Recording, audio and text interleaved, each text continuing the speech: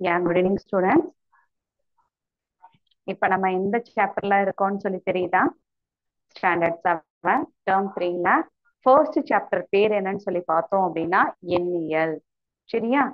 So நம்ம பார்த்த chapter பேர் என்னன்னா எண்ணியல்னு சொல்லி பார்த்தோம். சரியா? இந்த எண்ணியல்ல என்னென்ன விஷயங்கள்லாம் பார்த்தோம்னா இன்ட்ரோடக்ஷன் பார்த்தோம். இன்ட்ரோடக்ஷனுக்கு இன்ட்ரோ ஷார்ட் ஃபார்ம். சரியாம்மா? இன்ட்ரோடக்ஷன் எப்படி இருக்குன்னு சொல்லி பார்த்தோம். அடுத்து என்ன பார்த்தோம்னா தசம எண்களை. சரியா? சோ ரவுண்டிங் ஆஃப் நம்பர்ஸ் பார்த்தோம். இன்ட்ரோ அப்படின்னு சொல்லி பார்த்தோம். அடுத்து வந்து தசம எண்களை முழுதாக்குதல். சரியா? தசம எண்களை முழுதாக்குதல் பார்த்தோம். அடுத்து என்ன பார்த்தோம்னா தசம எண்களின் மீதான செயல்பாடு. சோ இதுதான் நம்ம ரொம்ப பொறுமையா பார்த்த சப் டாபிக். தசம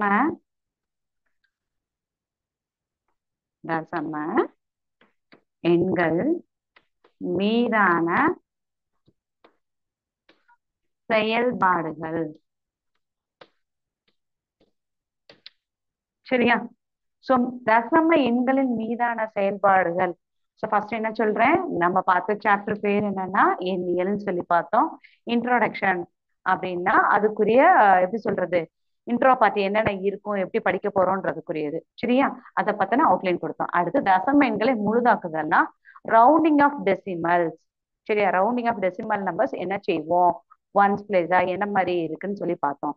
அடுத்து தசம எண்களின் மீதான செயல்பாடு. சோ திருப்பியும் சொல்றேன், இந்த கான்செப்டா ரொம்ப பொறுமையா பார்த்தோம். ஏன்னா ஒவ்வொன்றும் ஒவ்வொரு எக்ஸசைஸ். சோ அடிஷன் பார்த்தோம், சப்ராக்ஷன் பார்த்தோம். Addition, subtraction, multiplication and then division. இதுதான் அந்த பேசிக் ஆப்ரேஷன். சோ அடிஷன் மட்டும் எப்படி இருக்கும் அப்படின்றதுக்கு ஃபுல்லா ஒரு எக்ஸசைஸ் 1.1 இருந்துச்சு. சப்ராக்ஷன் கான்செப்ட்ஸ் எப்படி பார்த்தோம், எக்ஸசைஸ் 1.2 ஃபுல்லா பார்த்தோம். நெக்ஸ்ட் எக்ஸசைஸ் 1.3 கான்செப்ட் என்னவா இருந்துச்சுன்னா மல்டிப்ளிகேஷன்ஸ் பார்த்தோம். இப்ப ரைட் நோ நம்ம எந்த எக்ஸசைஸ்ல இருக்கோம் அப்படின்னா 1.4. ஸோ இப்ப நம்ம பார்த்துட்டு இருக்க எக்ஸசைஸ் எல்லாமே எதை பத்தினதுன்னா டிவிஷனை பத்தி பார்த்தோம். தசம எண்களின் மீதான செயல்பாடுல எதை பத்தி பார்க்க போறோம்னா வகுத்தலை பத்தி பார்த்தோம். சரியா? ஸோ ஆல்மோஸ்ட் எல்லா கான்செப்ட்ஸுமே நம்ம முடிச்சிட்டோம். இன்னைக்கு நம்ம இருக்கிறது இந்த சாப்டரோட லாஸ்ட் கிளாஸ். சரியா?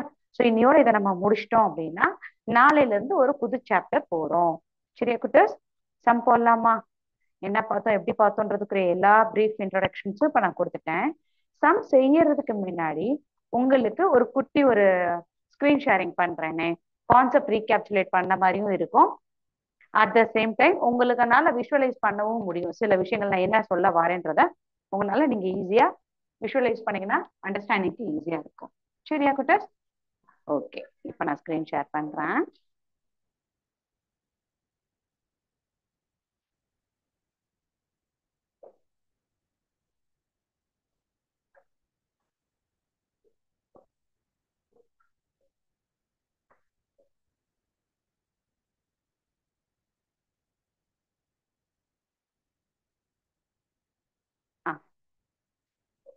குட்டர்ஸ் நான் ஸ்கிரீன் ஷேர் பண்றேன், உங்களுக்கு தெரியும்னு நினைக்கிறேன்.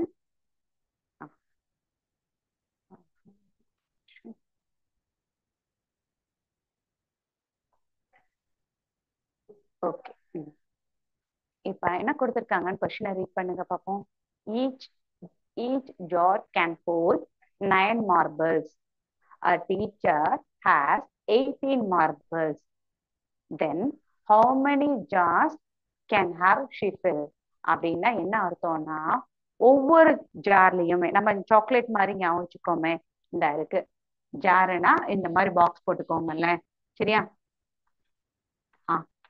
சோ இந்த மாதிரி பாக்ஸ்ல நம்பர் ஆஃப் சாக்லேட்ஸோ இல்ல ஏதாவது ஒண்ணு அப்படி நம்ம ஃபில் பண்ண போறோம். சொல்றது புரியுதா உங்களுக்கு? ஜஸ்ட் புரியணுன்றதுக்காக தான் போட்டேன். ஒவ்வொரு சம்லையும் வேரியேஷன் ஆகும். சோ இப்ப ஒரு உதாரணத்துக்கு நான் உங்களுக்கு முதல் இன்ட்ரோ கொடுத்துறேன். இப்ப என்கிட்ட 20 சாக்லேட்ஸ் இருக்கு. நம்பர் ஆஃப் சாக்லேட்ஸ் எத்தனை இருக்கு அப்படின்னா 20 சாக்லேட்ஸ் இருக்கு. ஒவ்வொரு சாக்லேட் எப்படி சொல்றது, ஒவ்வொரு ஜார்லயும் நான் 10 சாக்லேட்ஸ் போட போறேன்ப்பா. ஒவ்வொரு ஜார்லயும் இப்படி நான் வரிசையா ஜாரா வச்சிருக்கேன். சரியா? ஒவ்வொரு ஜார்லயும் 10 சாக்லேட்ஸா போட்டேன்னா நான் எத்தனை ஜார்ல ஃபில் பண்ணலாம்? ஃபர்ஸ்ட் சாக்லேட்ஸ் ஃபார் எக்ஸாம்பிள் இப்படி நான் போறேன்னு வச்சுக்கோ, 1 2 3 4 5 6 7 8 9 10. சரியா குட்டஸ்? ஸோ ஃபர்ஸ்ட் ஜார்ல நான் 10 சாக்லேட்ஸ் போட்டேன். அப்போ என்னோட திருப்பி சொல்றேன், நல்லா கவனிச்சுக்கோங்க, என்கிட்ட மொத்தம் 20 சாக்லேட்ஸ் இருக்கு.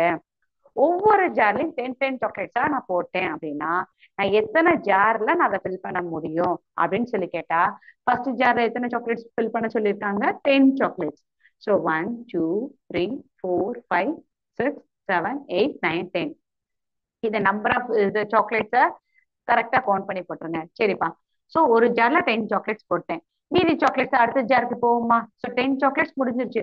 திருப்பி நான் இதுல எத்தனை சாக்லேட்ஸ் போடணும் சொல்லுங்க? 1 2 3 4 5 6 7 8 9 10. செகண்ட் ஜார்லயும் நான் 10 சாக்லேட்ஸ் போட்டிருக்கேன். ஸோ இதுல ஒரு 10 சாக்லேட்ஸ். ஸோ இது எத்தனை சாக்லேட்ஸ் போட்டேன்? 10 சாக்லேட்ஸ் போட்டுட்டேன். அப்ப 10 + 10 என்னது? எனக்கு 20 ஆயிடுச்சு. ஸோ எக்ஸ்ட்ரா ஜார் இருந்தாலோ இல்ல எது இருந்தாலும் நீங்க அதை பத்தி ஒரி பண்ண தேவையில்ல. மொத்த நம்பர் ஆஃப் சாக்லேட்ஸ் 20 சாக்லேட்ஸ். ஒவ்வொரு ஜார்லயும் நான் 10 சாக்லேட்ஸ் போட்டேன்னா எனக்கு எத்தனை ஜார்ல தான் ஃபில் பண்ண முடியும்? 2 ஜார்ல மட்டும்தான் ஃபில் பண்ண முடியும். கான்செப்ட் புரியுதா? ஸோ இதே மாதிரி சம்ஸ் தான். இப்போ உல்டாவா சொன்னா ஜாரை சொல்லி நம்பர் ஆஃப் சாக்லேட்ஸும் கேட்க சான்சஸ் இருக்கு. சரியா? ஸோ இந்த கான்செப்டுக்கு தான் இப்ப நம்ம ஒரு எக்ஸாம்பிள் சம் பாக்குறோம். நான் ஸ்கிரீன் ஷேர் பண்ணியிருக்கேன். ஸோ இப்போ ஒவ்வொரு சாக்லேட்ஸும் சாரி, இங்க வந்து மார்பிள் சம்மா கொடுத்துருக்காங்க. நீங்க மார்பிளோ இல்ல உங்களுக்கு பிடிச்ச சாக்லேட்ஸ் வச்சு சம் புரிஞ்சுக்கிட்டாலும் ஒன்றும் பிரச்சனை இல்லை. ஸோ டீச்சர் கையில மொத்தம் எத்தனை மார்பிள்ஸ் இருக்குன்னு சொல்லியிருக்காங்க? புரியுதா?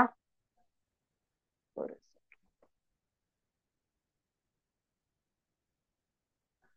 யா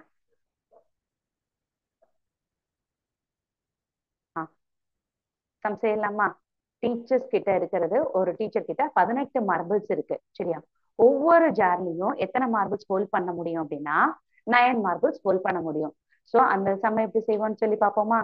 நான் உங்களுக்கு அனிமேஷன் மாதிரி காமிக்கிறேன். ஸோ மொத்தம் எத்தனை மார்பிள்ஸ் இருக்கு? பால் போட்டு ஷேட் பண்ணியிருக்காங்கல்ல, அதான் மார்பிள்ஸா இமேஜின் பண்ணிக்கோங்க. பொறுமையா நீங்க கவுண்ட் பண்ணீங்கன்னா எத்தனை மார்பிள்ஸ் இருக்குன்னு சொல்லி கவுண்ட் பண்ண முடியும்னா 18 மார்பிள்ஸ் இருக்கு. சரியா? இந்த ஷேட் பண்ணிருக்கிறது மொத்தம் எத்தனை மார்பிள்ஸ் இருக்கு அப்படின்னா 18 மார்பிள்ஸ் இருக்கு. ஓகேவா? இந்த 18 மார்பிள்ஸ்ல இங்க பாருங்க, இந்த பாக்ஸ் எதுக்கு போட்டிருக்கேன்னு சொல்லி புரியுதா? ஒரு ஜார்ல 9 மார்பிள்ஸ் இருக்கு. சரியா? சோ ஃபர்ஸ்ட் 9 மட்டும் நான் ட்ராக் பண்றேன். சொல்றது புரியுதா குட்டஸ்? ஸோ இந்த 9 கலெக்ஷன்ஸை நான் அழகா உங்களுக்கு நான் ஜார்ல போடுற மாதிரி விஷுவலைஸ் பண்ண சொல்றாங்க. சரியா? போட்டாச்சா? ஸோ ஃபர்ஸ்ட் எத்தனை மார்பிள்ஸ் இருக்கு? ஒரு ஜாருக்கு 9 மார்பிள்ஸா நீங்க கவுண்டிங் வச்சுக்கோங்க. சரி, அடுத்து மீதி ரெண்டாவது ஜார்லயும் எத்தனை மார்பிள்ஸ் தான் போடணும்? ஒரு ஜாருக்கு 9 மார்பிள்ஸ்ன்னு சொல்லியிருக்காங்க. ஸோ மீதி உள்ள கலெக்ஷன்ஸ் எப்படி போடுவோம்? எங்க பார்த்து சொல்லுங்க. அடுத்த 9 மார்பிள்ஸையும் ஒரு பாக்ஸ்க்கு போட்டாச்சு. So she can fill 2 jars of marbles. அப்ப 18 மார்பிள்ஸ எத்தனை ஜார்ல ஃபில் பண்ண முடியும்? a teacher can fill 2 jars. சரியா?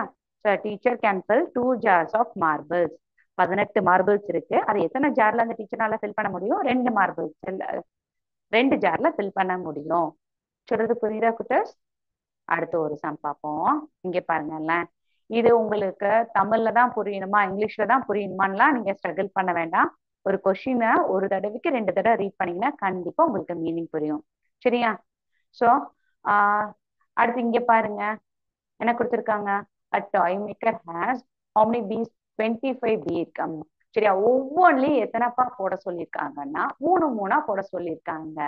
சரியா? ஸோ உங்களோட கான்செப்டை நான் சிம்பிளா சொல்லியிருக்கேன். இது நீங்க சாக்லேட்ஸ்மே கூட வச்சு செய்யுங்க. So total number of chocolates வந்து என்கிட்ட எத்தனை இருக்குன்னா 21 சாக்லேட்ஸ் இருக்கு. ஒவ்வொரு ஜார்லையும் நான் 3 சாக்லேட்ஸ் தான் நான் போடணும்னா மொத்தம் எத்தனை ஜார்ஸ் போடுவேன் அப்படின்ற மாதிரி தான் கேட்டிருக்காங்க. இங்க பி சம்ன்றதுனால உங்களால விஷுவலைஸ் பண்ணுன்றதுக்காக அந்த பி ஷேப்லயே அங்க டிசைன் கொடுத்துருக்காங்க. சரியா? இதை நீங்க சாக்லேட்ஸ்ன்னு வச்சு செஞ்சாலும் சரி, இங்க கொடுத்துருக்க பி சம்மா வச்சு செஞ்சாலும் ஓகே. ஓகேவா குட்டர்ஸ்? சோ ஒவ்வொன்லயும் எத்தனை கலெக்ஷன் போகுது, ஸ்ப்ளிட் பண்ணுவோமா?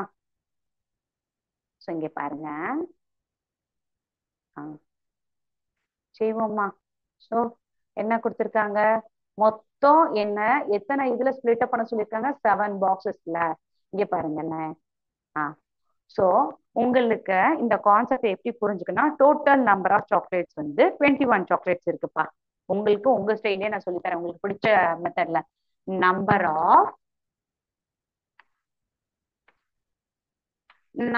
ஆஃப் சாக்லேட், சரியா? நம்பர் ஆஃப் சாக்லேட்ஸ் இது 21 சாக்லேட்ஸ் இருக்குப்பா. சப்போஸ் இந்த 21 சாக்லேட்ஸ் 1 2 3 4 5 6 7 8 9 10. 1 2 3 4 5 6 7 8 9 10. செகண்ட் ரோலையும் அதே மாதிரி எழுதிக்கோங்கப்பா. 20 + 1 21. இப்ப எத்தனை ஸ்டூடெண்ட்ஸ் இருக்காங்க அப்படின்னா, ஏன்னு ஒரு ஸ்டூடெண்ட், பி ஒரு ஸ்டூடெண்ட், சி ஒரு ஸ்டூடெண்ட், சரியா? 3 ஸ்டூடெண்ட்ஸ் இருக்காங்க. நம்ம குட்டீஸ் தானே, சோ நமக்கு நமக்கு புரிஞ்ச மாதிரி தானே ஈஸியா செம்ம எக்ஸ்பிளைன் பண்ணுவாங்க. சோ என்ன செய்யணும்னா, ஃபர்ஸ்ட் சாக்லேட்டை ஒரு ஸ்டூடெண்ட்டுக்கு கொடுத்தாச்சு, செகண்ட் சாக்லேட்டை பின்ற ஸ்டூடெண்ட்ஸ்க்கு கொடுத்தாச்சு, கேன்சல் பண்ணிருங்க. தேர்ட் சாக்லேட்டை சின்ற ஸ்டூடெண்ட்ஸ்க்கு கொடுத்தாச்சு. நீங்க சும்மா இருக்கும்போது வீட்ல அப்படி ஆக்டிவிட்டிஸ் மாதிரி கூட பண்ணி பாருங்களேன். ஆஹ் அடுத்து இப்ப 3 சாக்லேட்ஸ் முடிஞ்சு, அடுத்த சாக்லேட்ஸ் எனக்கு பண்ணும், திருப்பி நான் ஃபோர்த் சாக்லேட்டை கேன்சல் பண்ணேன்னா அதை நான் யாருக்கு தான் கொடுப்பேன், ஏன்ற ஸ்டூடெண்ட்டுக்கு தான் கொடுப்பேன். நெக்ஸ்ட் கேன்சல் பண்ணேன்னா பின்ற ஸ்டூடெண்ட்டுக்கு. நெக்ஸ்ட் சாக்லேட்டை நான் யாருக்கு கொடுப்பேன், சின்ற ஸ்டூடெண்ட்ஸுக்கு. சொல்றது புரியுதா குட்டஸ்? அடுத்து என்ன செய்யணும், நெக்ஸ்ட் ரோ போறோம். அடுத்து ஏன்ற ஸ்டூடெண்ட் கொடுப்பேன், பின்ற ஸ்டூடெண்ட்டுக்கு கொடுப்பேன், நெக்ஸ்ட் சின்ற ஸ்டூடெண்ட்ஸ்க்கு கொடுப்பேன். கான்செப்ட் புரியுதா? அதே மாதிரிதான் இப்ப பி சம்க்கு இங்க செஞ்சிருக்காங்க. சோ 1 by 1 ஃபர்ஸ்ட் சாக்லேட் ஒரு ஸ்டூடெண்ட்டுக்கு, செகண்ட் சாக்லேட் ஒரு ஸ்டூடெண்ட்ஸ்க்கு, தேர்ட் சாக்லேட் ஒரு ஸ்டூடெண்ட்ஸ்க்கு, இப்படித்தானே நம்ம ஈக்குவலா தானே ஸ்பிளிட் அப் பண்ணுவோம். சோ அதே மாதிரிதான் இந்த ஸ்லைடு இப்ப நான் காமிக்கிறது. சோ இப்ப பாருங்க, அடுத்து என்ன செஞ்சிருக்காங்க. யா, இப்ப ஃபோர்த் பி திருப்பி எங்க போய் இப்ப வந்திருக்குன்னு பாத்துருக்கீங்களா? திருப்பி காமிக்கிறேன். ஃபர்ஸ்ட் ஒவ்வொரு இதுலயுமே ஒவ்வொரு பி இருக்கு, லைக் பாக்ஸ் மாதிரி கூட வச்சுக்கோங்க. ஒவ்வொரு பாக்ஸ்லயுமே ஒவ்வொரு பி இருக்கு. அண்ட் தென் ஃபோர்த் பியோட கலெக்ஷனை திருப்பி எங்க கொண்டு போறாங்க, ஃபர்ஸ்ட்க்கு கொண்டு போறாங்க. நெக்ஸ்ட் பியோடது எங்க போகுது, செகண்டுக்கு பாக்ஸ்க்கு. நெக்ஸ்ட் எங்க கொண்டு போறாங்க, தேர்டுக்கு. சொல்றது புரியுதா? இது மாதிரி ஈக்குவலா ஸ்பிளிட் அப் பண்ணிக்கிட்டே நான் வரேன்ப்பா. சரியா? 1 by 1 ஒவ்வொன்னா கொடுத்துக்கிட்டே வந்தேன்னா ஒவ்வொரு இதுலயும் எத்தனை இருக்கும் அப்படின்னு சொல்லி தான் கேக்குறாங்க. சோ ஃபர்ஸ்ட் ரோ முடிஞ்சிருக்கு, செகண்ட் ரோ, தேர்டு. யா, அப்ப நீங்களே பார்த்து சொல்லுங்க, ஒரு இதுல எத்தனை இது இருக்குன்னு சொல்லி பாருங்க. நீங்க சாக்லேட்ஸா வச்சாலும் சரி, இல்ல இங்க வைக்கிற ஹனிபி வச்சு செஞ்சாலும் சரி, உங்களோட விஷ். சோ நீங்க எப்படி வச்சாலும் சரி, எங்க பார்த்து சொல்லுங்க. ஃபர்ஸ்ட் ரோல 3 இருக்கு, செகண்ட் ரோல ஒரு 3 இருக்கு, தேர்ட் ரோல 1 இருக்கு. சோ ஒவ்வொரு பேருக்கும் இங்க நம்ம சாக்லேட் சொன்ன மாதிரியே ஒவ்வொருத்தவங்களுக்கு எத்தனை சாக்லேட்ஸ் புரியும் கிடைக்கும். இது மாதிரி கேன்சலேஷன்ஸ் பண்ணோம் அப்படின்னா பர் ஹெட் வந்து எத்தனை சாக்லேட்ஸ் கிடைக்கணும், 7 சாக்லேட்ஸ் கிடைக்கும். சோ இத இப்ப புரிஞ்சுக்கிறது எப்படி சொல்லணும்னா, டோட்டல் நம்பர் ஆஃப் சாக்லேட்ஸ் வந்து 21 சாக்லேட்ஸ். சோ எத்தனை நம்பர் ஆஃப் ஸ்டூடெண்ட்ஸ் இருக்காங்க, total number of students. So number of students எத்தனை இருக்காங்க, 3 ஸ்டூடெண்ட்ஸ் இருக்காங்க. So each one can have how many chocolates அப்படின்னு சொல்லி போடும்போது 21 divided by 3. ஸோ லாங் டிவிஷன்ல செய்வோம், ஞாபகம் இருக்கா? ஸோ எப்படி பண்ணுவோம், 7 3s are 21. அப்போ ஒவ்வொரு ஸ்டூடெண்ட்ஸோட இண்டிவிஜுவலா எவ்வளவு சாக்லேட்ஸ் கிடைக்கும்னா 7 சாக்லேட்ஸ். ஸோ ஸ்டூடெண்ட்ஸ் போது நம்ம எத்தனை ஸ்டூடெண்ட்ஸ் பார்த்தோம், ஏ பி சின்னு சொல்லி ஸ்டூடெண்ட்ஸ் பார்த்தோமா? அப்ப A student A can get 7 chocolates. Student B also can get 7 chocolates. Student C also can get 7 chocolates. ஒரு விஷயம் புதுசா படிக்கும் போது அதுக்குரிய வெரிஃபிகேஷனுமே சேர்த்து படிச்சிருவோம். இப்போ ஒவ்வொரு ஸ்டூடெண்ட்ஸ் கிட்டயும் எத்தனை எத்தனை சாக்லேட்ஸ் கிடைக்குது, 7 சாக்லேட்ஸா? இப்ப நம்ம செஞ்ச சம் கரெக்டா தப்பான்னு எப்படி கிராஸ் செக் பண்ண முடியும்? எங்க இந்த நம்பர் ஆஃப் சாக்லேட்ஸ் ஆட் பண்ணுங்க. 7 + 7 + 7, இந்த ரெண்டையும் ஆட் பண்ணா 14, 14 + 7 21. ஆமா, எனக்கு total number of chocolates 21 chocolates இருக்கு.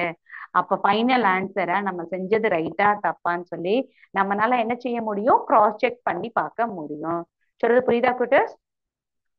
நீங்க எனக்கு பி சம மார்பிள் சம இல்ல டிஃப்ரெண்டா கொடுத்துருக்க சம்ஸ் எல்லாமே பிடிக்கல அப்படின்னா உங்களுக்கு பிடிச்ச சாக்லேட் பீஸா என்ன வேணுமோ அதை வச்சு நீங்க சம் புரிஞ்சுக்கோங்க.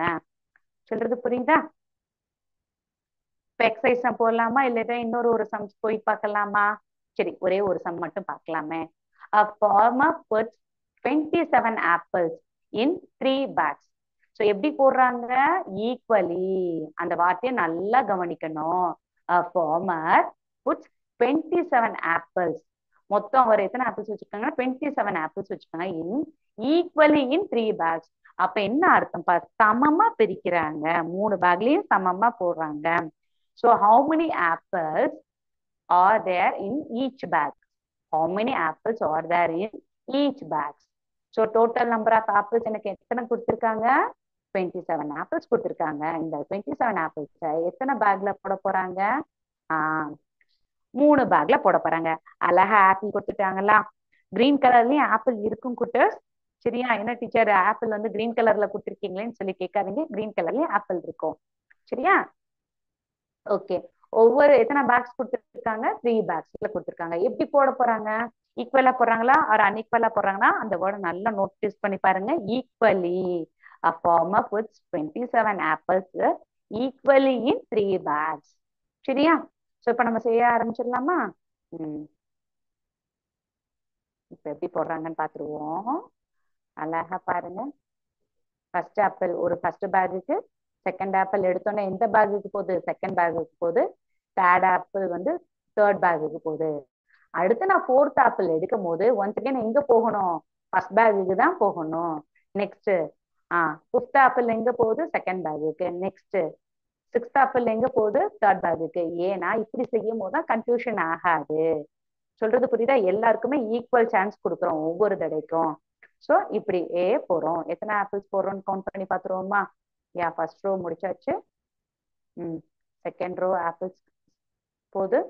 நெக்ஸ்ட் தேர்ட் ரோவுக்கும் பண்ணியிருக்கோம், ஃபோர்த் ரோவுக்கும் பண்ணியாச்சு, ஃபிஃப்த் ரோ பண்ணியிருக்கோம்.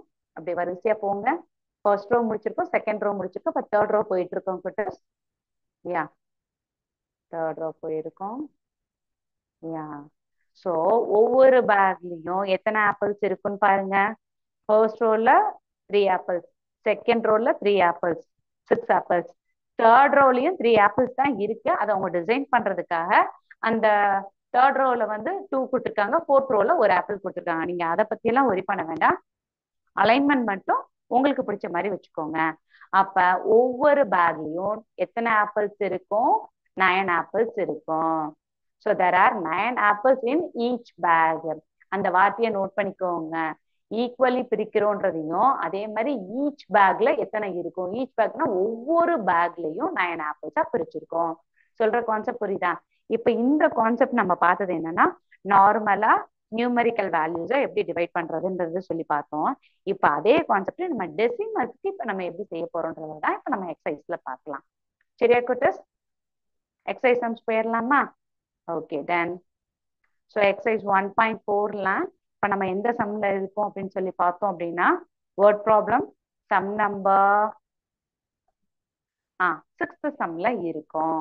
ஸோ இப்போ இது வரைக்கும் என்ன சொன்னோம்? பி சம் பார்த்தோம், சாக்லேட்ஸ் பார்த்தோம், ஆப்பிள் சம் எல்லாம் பார்த்தோம்ல. அதே மாதிரி இப்போ நம்ம பார்க்க போற சம் என்ன கொடுத்துருக்காங்கன்னா, உங்களுக்கு பிடிச்ச ஸ்நாக்ஸ் தான். சரியா? ஸோ கொஸ்டினை வேணா கூட நான் காமிச்சிடுறேன். இங்க பாருங்க என்ன கொடுத்துருக்காங்க. 6th கொஸ்டின் இருக்கு. மொத்த இனிப்புகளின் எடை எவ்வளவு இருக்கு அப்படின்னா 9.55 கிலோகிராம் எடை உள்ள இனிப்பை எத்தனை குழந்தைகளுக்கு கொடுக்க போறாங்க? 5 குழந்தைகளுக்கு கொடுக்க சொல்றாங்க. சொல்றது புரியுதா குட்டஸ்? நான் என்ன சொல்றேன் புரியுதா? இப்ப ஒவ்வொரு குழந்தைக்கும் எவ்வளவு கிடைக்கும்னு சொல்லிதான் கொஸ்டின் கேட்டிருக்காங்க. சம் செய்யலாமா? மொத்த என்ன ஸ்வீட் கொடுத்திருக்காங்க? மொத்த இனிப்புகளின் எடை, மொத்த இனிப்புகளின் எடை எவ்வளவு கொடுத்திருக்காங்க அப்படின்னா 9.55 கி அப்படின்னா என்னன்னா, காக்கா கிக்கி வரிசையில வர கிக்கி கிடையாது. கணக்குல மேக்ஸ்ல கிக்கி அப்படின்னா கிலோகிராம்னு அர்த்தம். கிலோகிராமோட ஷார்ட் ஃபார்ம் தான் கிக்கி. சரியா குட்டஸ்? புரியுதா? அடுத்து இதை எத்தனை குழந்தைகளுக்குப்பா கொடுக்க போறாங்க அப்படின்னா 5 குழந்தைகளுக்கு கொடுக்குறாங்க. சோ 5 குழந்தைகளுக்கு 5 குழந்தைகளுக்கு இப்ப அங்க பி சம் ஆப்பிள் சம் எல்லாம் பார்த்தோமா, ஈக்குவலின்னு சொல்லும் போது இங்க தமிழ்ல என்ன சொல்றாங்கன்னா சமமாக.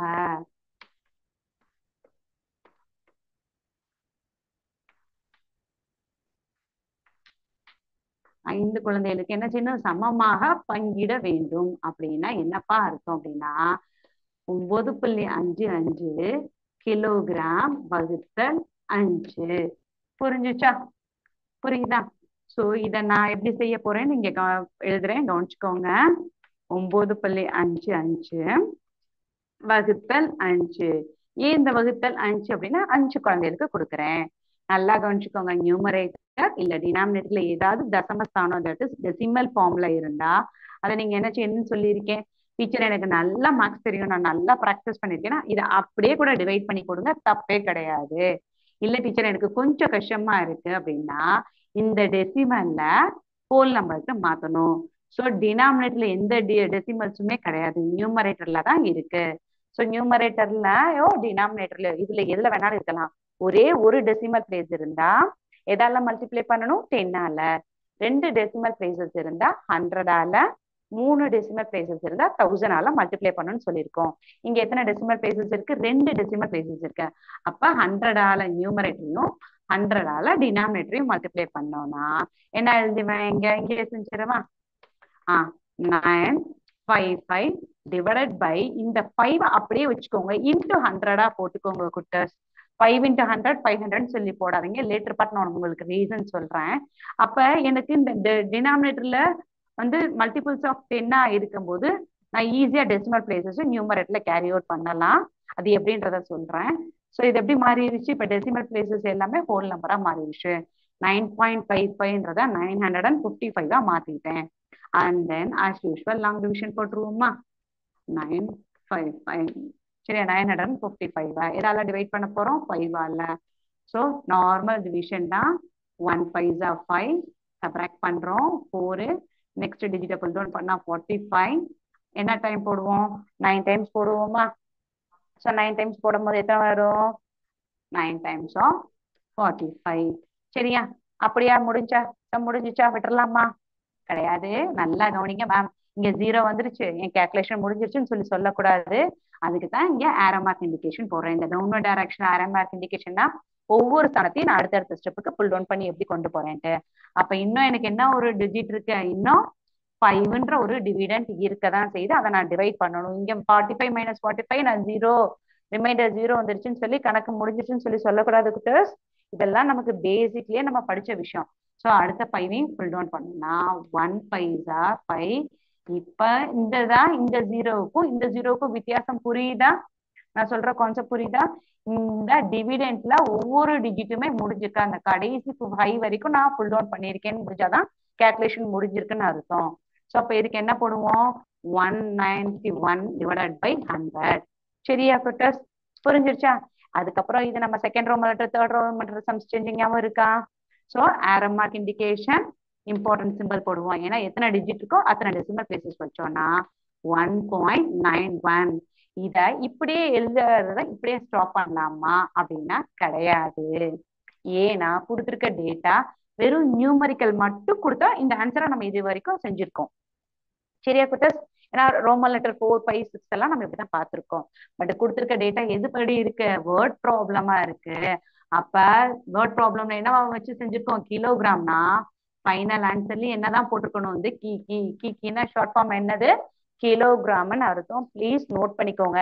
ஏன்னா நம்ம இந்த ஸ்டாண்டர்ட்ல இருந்து நோட் பண்ணாதான் ஹையர் கிளாஸஸ்ல யூனிட்ஸ் ஒவ்வொரு சம்முக்கு இப்ப இங்க கி அப்படின்னா கிலோகிராம், அடுத்து லிட்ரோ இல்ல ருபீஸாவோ நம்ம கேல்குலேட் பண்ணும்போது கவனிச்சு செய்வோம். வெறும் 1.91 மட்டும் போட்டா ஆன்சர் முடிஞ்சிருச்சுன்னு கிடையாது. அதோட யூனிட்ஸ் எழுதணும், அழகையும் சேர்த்து எழுதினாதான் ஃபுல் மார்க் கொடுப்பாங்க ஹையர் கிளாஸஸ்ல. சரியா? எங்க சம் எழுதிக்கோங்க. 1 மினிட் டைம் தரேன், சம் எழுதிக்கோங்க. நான் மியூட் மட்டும் படிக்கிறேன்.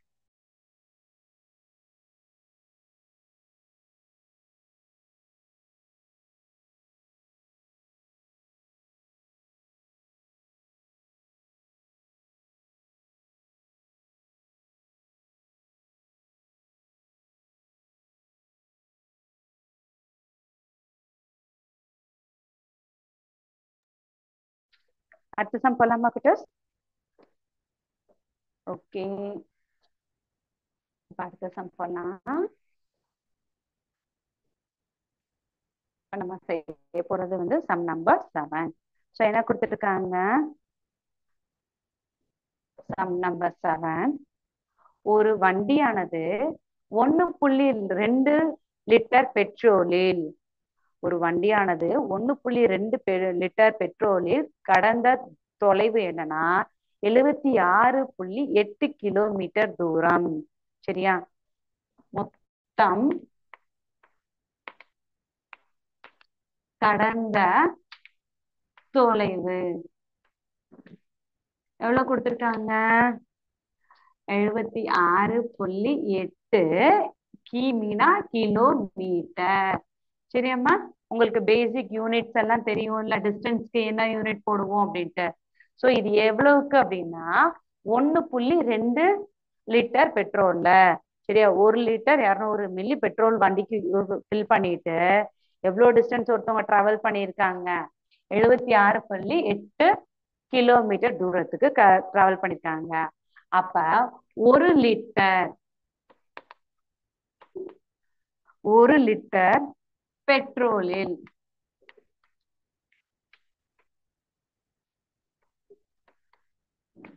கடந்த தொலைவு. புரியுதா குட்டஸ் நான் என்ன சொல்றேன்ட்டு? மொத்தம் அவங்க எவ்வளவு டிஸ்டன்ஸ் டிராவல் பண்ணிருக்காங்க? 26.8 கிலோமீட்டர் தூரம். எவ்வளவு பெட்ரோல் ஃபில் பண்ணிருக்காங்க? 1 லிட்டர். இங்க பாருங்க, கொஸ்டின் நல்லா தெரியும். சோ அவங்க எவ்வளவு பெட்ரோல் ஃபில் பண்ணிருக்காங்க? 1.200 மில்லி போட்டிருக்காங்க. சரியா? So 1 litre 200 milli litre petrol fill பண்ணி அவ்வளவு டிஸ்டன்ஸ் போயிருக்காங்க. அப்ப 1 லிட்டர் பெட்ரோல் போட்டா எவ்வளவு தூரம்ப்பா வண்டி டிராவல் ஆகும்? யூஸ்வலா அப்படிதானே நம்ம கேல்குலேட் பண்ணுவோம். அப்ப என்ன செய்யணும்? நீங்க சொல்லுங்க பாப்போம். 76.8 வகுத்தல் என்ன போடணும்? சோ எவ்வளவு டிஸ்டன்ஸ் டிராவல் பண்ணிருக்காங்க? சாரி, எவ்வளவு பெட்ரோல்னா 1.2. கரெக்டா சொல்லியிருக்கேனா? இருங்க, ஒன்ஸ் டேட்டா நானும் பாத்துக்கிறேன். கொஸ்டின் நம்பர் 7 கரெக்டா தான் எழுதியிருக்கேன். அப்ப என்ன செய்யணும்? இங்க எழுதுவோமா? 76.8 வகுத்தல் 1.2. சரியா? மேலையும் கீழையும் ஒரே ஒரு டிஜிட் தான் இருக்கு. அப்ப எதால மட்டும் பெருக்கி வகுக்கணும்? நியூமரேட்டர் டினாமினேட்டர் எதால பெருக்கணும்? 10ஆல. சோ 10ஆல பெருக்கினா என்ன வரும்? 768 768 768 வகுத்தல் 12. சொல்றது புரிஞ்சிருச்சா? சொல்றது புரியுதா புரியலையா? இது எங்க நீங்க டிவைட் பண்றீங்களா இல்ல நான் பண்ணி பார்க்கவா? 12ஆம் வாய்ப்பாடு தெரிஞ்சா டைரக்டா செஞ்சிடலாம். இங்க செய்யலாமா? இல்லையா? ஒண்ணும் பிரச்சனை இல்லை, நம்ம செஞ்சு பார்த்துக்கலாம். ஓகே. சோ எப்பயுமே என்ன சொல்லியிருக்கேன்? ஒரு நம்பரை இப்ப 12ஆவதுல எந்த டைம் வருதுன்னா மினிமம் 5 போட்டுக்கோங்க, அதுக்கப்புறம் 10 போடுங்க, அதுக்கப்புறம் இன்பிட்வீன் ஒரு வேல்யூஸ் எடுங்கன்னு சொல்லியிருக்கீங்க. அவருக்கா இங்க என்ன சிம்பிள் அதை போட்டு பழகிருங்க கூட்டர்ஸ். ஏன்னா சம்டைம்ஸ் வந்து நீங்க ரஃப் காலம்ல செய்யும் போது நீங்க பெருக்கிருக்கீங்களா வகுத்திருக்கீங்களான்னு கூட எனது திருத்துறவங்களுக்கோ இல்ல யாராவது உங்க நோட்டை பாக்குறவங்களுக்கோ புரியாம இருக்கும். சரியா? சோ என்ன செய்வோம்? 2 10க்கு 0, மிச்சம் 1, 4 5 5, 5+1 6. சோ பெருக்க வாய்ப்பாடு நல்லா தெரிஞ்சா நீங்களே சொல்லிடுங்க. 12 5 60. அப்புறம் 5 தடவைக்கு போடும்போது 60. இதோட ஒரு 12 கூட்டி பாருங்க. 6 12 என்ன வரும்? 72 வரும். சோ வாய்ப்பாடு தெரிஞ்சா கூட டைரக்டா போட்டுருங்க. 6 6 டைம்ஸ் வரும். 6 12 72. சரியா? சோ கழிச்சிடலாமா? இங்க அந்த மைனஸ் சிம்பிள் போடுங்க. 4 இங்க இந்த ஏரோ மார்க் போடணும். ஞாபகம் இருக்கா? புல் டவுன் பண்றதுக்கு. நெக்ஸ்ட் 48. 48 12ஆம் வாய்ப்பால எத்தனை தடவை வகுப்படும்? ஞாபகம் இருக்கா? கண்டிப்பா உங்களுக்கு தெரிஞ்சுக்கும். 12 நாங்க 48. So remainder 0. அப்ப இந்த இடத்துல என்ன போடணும்? என்னோட ஆன்சர் என்ன போடணும்? 64 மட்டும் போட்டா போதுமா? 64 எதை மென்ஷன் பண்ணுது குட்டர்ஸ்? கிலோமீட்டர். சோ 1 லிட்டர் பெட்ரோலில் கடந்த தொலைவு எடுத்தும் எழுதிடுங்க. அப்பதான் பிராக்டிஸ் ஆகும். இப்ப நம்ம இது என்ன ஆன்சர்? 1 லிட்டர் பெட்ரோலில் கடந்த தொலைவு. வண்டி கடந்த தொலைவுன்னு கூட எழுதிக்கோங்க. உங்களுக்கு எவ்வளவு பிரீஃபா எழுத முடியுமோ எழுதிக்கோங்க. இல்ல ஷார்ட் ஃபார்ம்னா மினிமம் இந்த வேர்டாவது வேணும். அப்ப 1 லிட்டர் பெட்ரோல் போட்டா வண்டி எவ்வளவு தூரம் தான் போக முடிஞ்சிருக்கு? இங்க 64 கிலோமீட்டர் தான் போயிருக்கு. என்ன காரணம்? 1 லிட்டர் 200 மில்லி போடும் போது இவ்வளவு டிஸ்டன்ஸ் போச்சுன்னா 1 லிட்டர் போட்டா 64 கிலோமீட்டர் போயிருக்கு. சரியா குட்டஸ்? அடுத்த சம் போடலாமா? ஓகே, இப்ப நம்ம அடுத்த சம் பார்க்க போறது 8th சம். சரியா? வேர்ட் ப்ராப்ளம்ன்றதுனால நீங்க ஹெசிடேட் பண்ணாதீங்க, புரியலன்னு சொல்லி மட்டும் சொல்லிடாதீங்க குட்டஸ். ஒரு தடவைக்கு 2 தடவை, ஃபர்ஸ்ட் டைம் பார்க்கும்போது எதுவுமே புரியாம இருக்கதா நிறைய சான்சஸ் இருக்கு. ஒரு தடவைக்கு 2 தடவை திருப்பி திருப்பி ரீட் பண்ணுங்க, இல்ல வேர்ட் பை வேர்ட் பொறுமையா ரீட் பண்ணீங்கன்னா கண்டிப்பா புரியும். சரியா? இப்ப 8th சம் பார்ப்போம். ஒரு சதுர அடிக்கு ரூபாய் 15.50 வீதம். சரியா? நிலத்தை சமன்படுத்த ஆகும் செலவு எவ்வளவு கொடுத்திருக்காங்க? 10,075. ஏனில் நிலத்தின் பரப்பளவு கேட்டிருக்காங்க. சரியா? மொத்தம் செலவு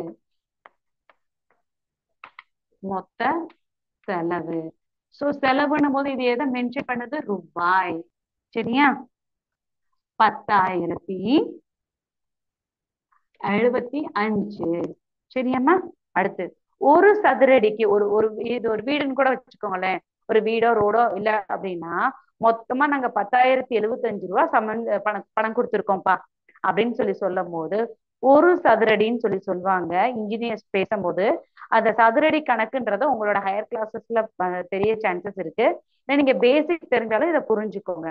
சோ மொத்த செலவு எவ்வளவு கொடுத்திருக்காங்க அப்படின்னா 10,075 ரூபாய். இன்னைக்கு எங்க வீட்டுல நாங்க எப்படி சொல்றது, இன்ஜினியர் வேலை பார்த்ததுக்கு நம்ம கொடுத்திருக்கோம். ஒரு சதுர அடிக்கு ஒரு சதுர அடிக்கு ஒரு சதுர அடிக்கு ஆகும் செலவு. ஒரு சதுரடிக்கு எவ்வளவு ரூபாப்பா கொடுத்திருக்காங்க? ரூபாய் 15.50. குட்டீஸ், உங்களுக்கு இன்னொன்னு ஒரு முக்கியமான விஷயம் சொல்றேன். டீச்சர் 0.50 15 ரூபா 50 பைசா. இப்ப 50 பைசா எல்லாம் நமக்கு என்னது கிடையாது, யூஸ் பண்றோமா? 50 பைசா இப்ப நம்ம கவர்மெண்ட் வச்சிருக்காங்களா, அக்செப்ட் பண்ணிருக்காங்களான்னா கிடையாது. உங்களுக்கு அந்த ஒரு டவுட் வரும். என்ன டீச்சர் 15 ரூபாய் 50 பைசான்னு சொல்லி போட்டிருக்கீங்க, தட் இஸ் 15 ருபீஸ் 50 பைசே. இந்த 50 பைசா 20 பைசா எல்லாம் இப்ப கிடையாதே, அது எல்லாமே ஸ்டாப் பண்ணிட்டாங்கன்னா. ஒரு உதாரணத்துக்கு கூட நான் சொல்றேன்னு வச்சுக்கோங்களேன். இப்ப நீங்க ஒரு கடை வச்சிருக்கீங்க. சரியா? நீங்க ஒரு கடையில ஒருத்தவங்களுக்கு இப்ப சேஞ்ச் இல்ல, இப்ப நான் ஒரு சாக்லேட் வாங்குறேன்ப்பா. சாக்லேட்டோட எம்ஆர்பி ரேட் 10 ருபி. சரியா? சோ 10 ருபீஸ்க்கு ஒரு சாக்லேட் வாங்குறேன் அப்படின்னா இந்த எம்ஆர்பியோட இப்ப நம்ம மால்ஸ்ல இல்லைன்னா டிபார்ட்மெண்ட் ஸ்டோர்ல எல்லாம் ஷாப்பிங் பண்ணும்போது இதோட எக்ஸாக்ட் ரேட் போடுவாங்க. இல்ல அப்படின்னா இதோட கொஞ்சம் கம்மியா போடுவாங்கல்ல. ஃபார் எக்ஸாம்பிள் 9 ருபி 50 பைசேக்கு அப்படிதான் சார்ஜ் பண்றாங்க அப்படின்னா, இப்ப நீங்க ஒரே ஒரு சாக்லேட் வாங்குனீங்கன்னா 9 ருபி 50 பைசேக்கு தான் பில்லிங் ஆகும். பட் ரவுண்ட் ஆஃப்னு சொல்லும் போது நம்ம ரவுண்டிங் ஆஃப் படிச்சிருக்கோம், ஞாபகம் இருக்கா? சோ அந்த கான்செப்ட் நம்ம டெய்லி லைஃப்ல தான் அப்ளை பண்றோம். அப்ப இந்த 9.50 ருபீஸ் ரவுண்டிங் ஆஃப் பண்ணும் போது உங்களுக்கு ஞாபகம் இருக்கா? 5 இல்ல 5க்கு மேல இருந்தா, தட் இஸ் இந்த டெசிமல் பிளேஸ்ல 5 ஆர் மோர் தென் 5 இருந்தா 1 should be added to the previous digit சொல்லுவோமா? அப்ப இது என்னவாயிரும்னா நமக்கு 10 ரூபான்னு தான் சார்ஜ் பண்ணுவாங்க. இதுல என்ன டீச்சர் எனக்கு ப்ராஃபிட்னா, ஒரே ஒரு ப்ராடக்ட் வாங்குறதுக்கு நமக்கு ப்ராஃபிட் கிடையாது. சப்போஸ் இதே இதுனா 2 சாக்லேட்ஸ் வாங்கியிருக்கேன், ஒரு சாக்லேட் 10 ரூபானா 2 சாக்லேட்ஸ் எவ்வளவு வாங்குவாங்க அப்படின்னா, நல்லா யோசிச்சு சொல்லுங்க நீங்களே. ஒரு சாக்லேட் 9 ருபி 50 பைசேக்கு பில்லிங்ல போடுறாங்க. அப்ப 2 சாக்லேட்னும் போது எங்க நான் என்ன செய்யணும்?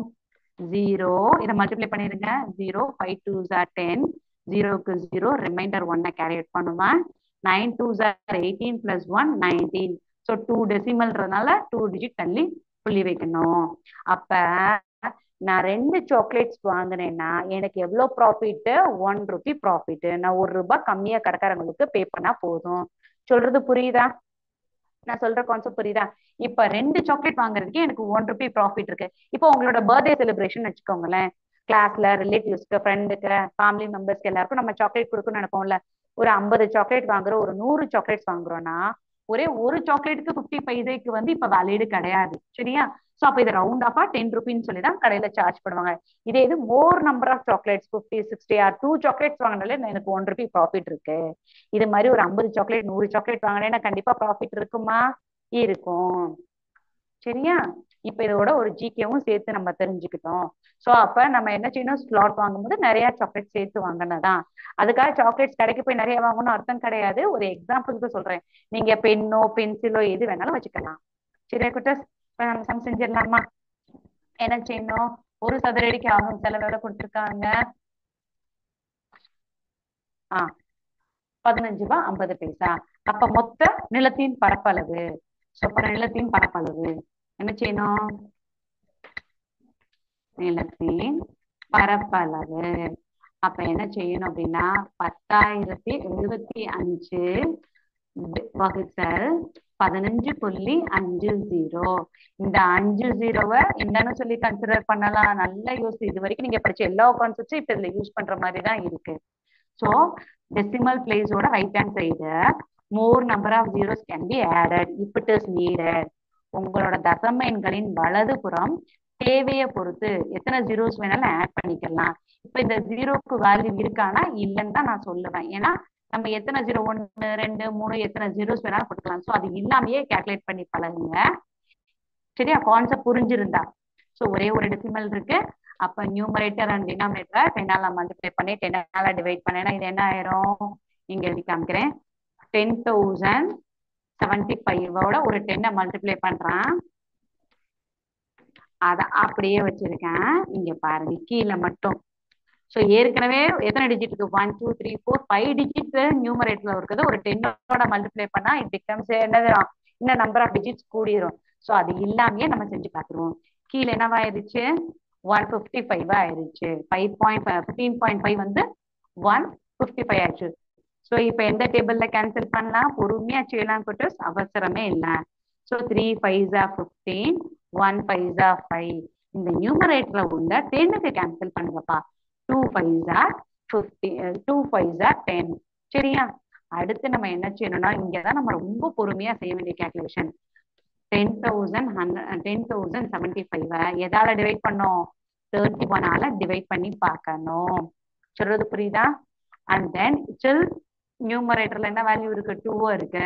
ஸோ இதை நீங்க டிவைட் பண்ணி பாக்குறீங்களா இல்ல நான் பண்ணி கொடுக்கவா, நீங்களே சொல்லுங்க. நான் ஏற்கனவே கேல்குலேஷன்ஸ் நான் போட்டு ப்ராக்டிஸ் பண்ணியிருக்கேன். சரியா குட்டர்ஸ்? ஸோ எத்தனை டைம்ஸ் எனக்கு வந்திருக்குன்னா 325 டைம்ஸ் வந்திருக்கு. சரியா? ஸோ 325 டைம்ஸ் வந்திருக்கு. இங்க 93 வரும், இங்க சப்ராக்ட் பண்ணா 77. இப்படியே சம்ஸ் போயிட்டு இருக்கும். சரியா குட்டர்ஸ்? அப்ப நான் இங்க எழுதுறேன், இங்க ட்ரை பண்ணி பாருங்க. சப்போஸ் வரலன்னா சொல்லிருங்க, நான் திருப்பி செய்யறேன். இதை எத்தனை டைம்ஸ் வந்திருக்கு, எனக்கு 325 டைம்ஸ் வந்திருக்குன்னு சொல்லி நம்ம நிப்பாட்டிட கூடாது. Still one more value is there in the numerator. அப்ப அங்க என்ன வேல்யூ இருக்கு, இங்க வச்சு கூட போடவா, 325 into 2 போட்டுருங்க. சரியா? ஏன்னா இந்த 2 இருக்கு, அதனாலதான் அதை நான் எழுதியிருக்கேன். ஸோ மல்டிப்ளை பண்ணா என்ன வந்திருக்கும், 650. 650 எத்தனை நிலத்தோட பரப்பளவு என்னவா இருக்கும், 650 சதுர அடி. இது என்னது, யூனிட்ஸ். சரியா? சொல்றது புரியுதா? அடினா நம்ம நார்மலா ஸ்லாப்பிங் சொல்றோம்ல, அந்த ஸ்லாப் கிடையாது, கணத்துல அரைகிற மாதிரி அந்த அடி கிடையாது. இது வந்து அலகுகள். சரியா குட்டஸ்? சம் செஞ்சுக்கோங்க.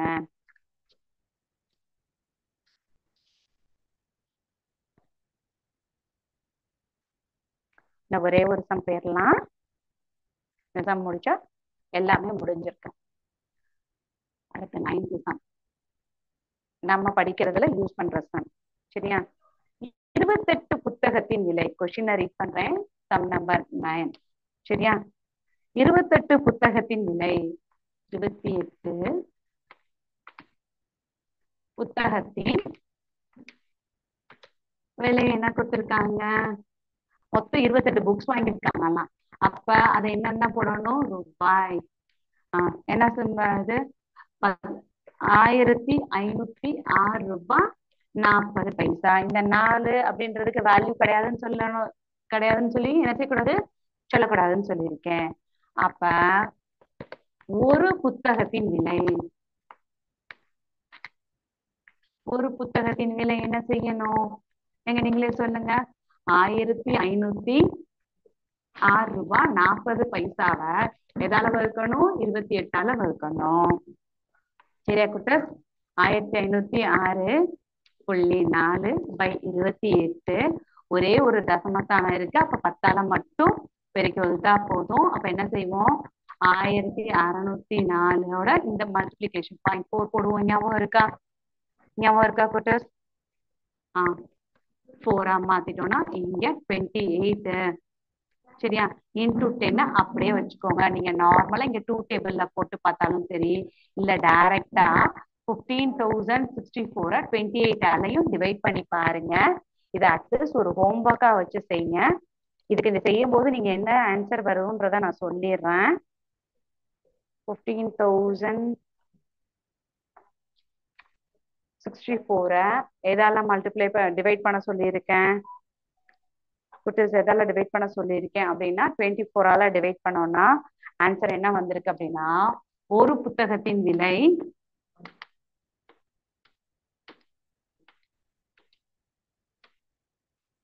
என்ன வந்திருக்கு அப்படின்னா 53 ரூபாய் 80 பைசா. சரியா? நீங்க ட்ரை பண்ணி பாருங்க குட்டீஸ். இல்ல அப்படின்னா ஒன்றும் பிரச்சனை இல்லை, நெக்ஸ்ட் கிளாஸ்ல நானே சம் செஞ்சு காமிச்சிடுறேன். ஓகேவா? சொல்றது புரியுதா? கிளாஸை வைண்ட் அப் பண்ணலாமா? உங்களுக்கு எதுவும் டவுட்ஸ் இருக்கா? சேட் பாக்ஸ்ல யாரும் எதுவும் மென்ஷன் பண்ணல, ஸோ டவுட்ஸ் இல்லைன்னு சொல்லி நம்புறேன். கொஞ்சம் கொஞ்சமா இன்ட்ரெஸ்டா கிரியேட் பண்ணிக்கோங்க குட்டர்ஸ். ஜஸ்ட் ஆன்சர் பண்ணுங்க. புரியுது teacher, yes teacher, okay teacher, புரியலதான் புரியலன்னு சொல்லிடுங்க. சரியா குட்டர்ஸ்? ஓகே, இன்னைக்கு கிளாஸை நம்ம இதோட முடிச்சுக்கலாம். Thank you students. Thank you to all. வாழ்க பாரதம், வெல்க தமிழகம், ஜெய்ஹிந்த்.